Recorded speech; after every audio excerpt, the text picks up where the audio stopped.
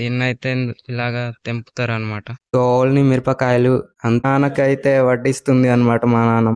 Hi friends, welcome to విను explore YouTube channel. Friends, ఈ వీడియోలో అయితే మీకు చూపించబోతున్నాము ఒక కూరని. ఆ కూర ఏంటంటే తోట కూర అని మాది గిరిజనులు అయితే పిలుస్తుంటారు. దాన్ని అయితే మేము వండి తింటుంటాం. ఎక్కువగా ఈ సీజన్ లో అయితే దొరుకుతుంది అనమాట. అదైతే వీడియోని లాస్ట్ వరకు చూడండి, ఇలా కూడా వండుకోవచ్చు అనుకుంటారు. ఫ్రెండ్స్, మేమైతే ఇక్కడ వచ్చామన్నమాట మా దొడ్డిలో. ఇక్కడే తోటకూర ఉంది, కనిపిస్తుంది కదా చూడండి. ఇదన్నమాట, చిన్నది తినడానికి చాలా టేస్ట్గా ఉంటుంది. చూడండి, కనిపిస్తుంది కదా. ఈ కూరని మేమైతే తీసి వండి తింటాం అన్నమాట. చూడండి, మా నాన్నగారు అయితే తీస్తున్నారు.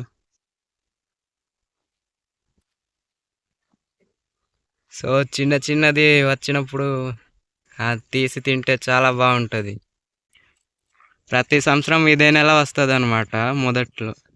ఇది మేము నాటింది కాదు, తనంతట తానే వస్తుంది అనమాట ఈ కూర అయితే.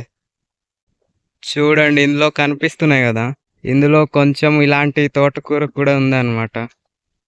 మా నాన్నగారు అయితే ఇక్కడ తీస్తున్నారు. ఇదే సరానికి ఓడుకొని ఇదే కూర వండడానికి సరిపోద్ది అంటున్నారు మా బాస్ తోటి.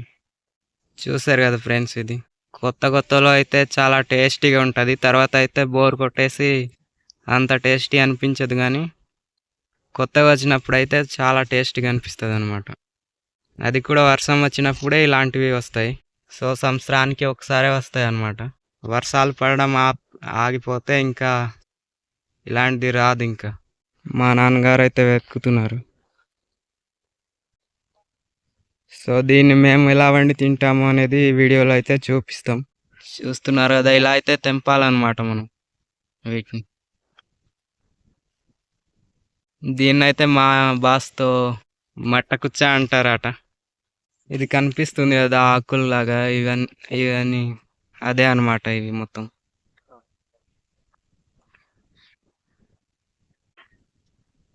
ఇది కొంచెం పెద్దదై ఉంది, చాలా బాగుంది చూడడానికి. దీన్నైతే ఇలాగా తెంపుతారు అనమాట. ఇందులో పురుగులు కూడా ఉంటాయేమో, కడిగేసి వండుకోవాలి మంచిగా. ఆనబాయ్, ఓకే, ఇది సరిపోతుందట.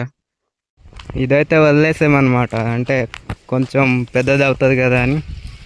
ఆ పెద్దది అయిన తర్వాత తిందామని మేమైతే మళ్ళీ వచ్చిన దారినే ఇంటికైతే తిరిగి వెళ్ళిపోతున్నాం. ఫ్రెండ్స్, దీన్ని అయితే మేమైతే ఊరికి తీసుకొచ్చామన్నమాట. ఊరికి తీసుకొస్తే మా నాన్నగారు అయితే కడుగుతున్నారు. సో దీన్ని మంచిగా కడగాలి, ఎందుకంటే పురుగులు అవి ఉంటాయి కదా. సో అవి పోయేలాగా మంచిగా కడుగుతాం అనమాట. తర్వాత కడిగేసిన తర్వాత అయితే మా నాన్నమ్మకి తెచ్చి ఇచ్చాము. మా నాన్నమ్మ అయితే కట్ చేస్తుంది అనమాట. దీన్ని అయితే బాగా చిన్నగా కట్ చేయాలి. సో ఈ విధంగా అయితే మేమైతే కట్ చేస్తాం. సో అందరు అలానే కట్ చేస్తారు. ఫ్రెండ్స్, దీన్నైతే మరింత చిన్న ముక్కలుగా మా నాన్నమ్మ అయితే కట్ చేస్తుంది అనమాట.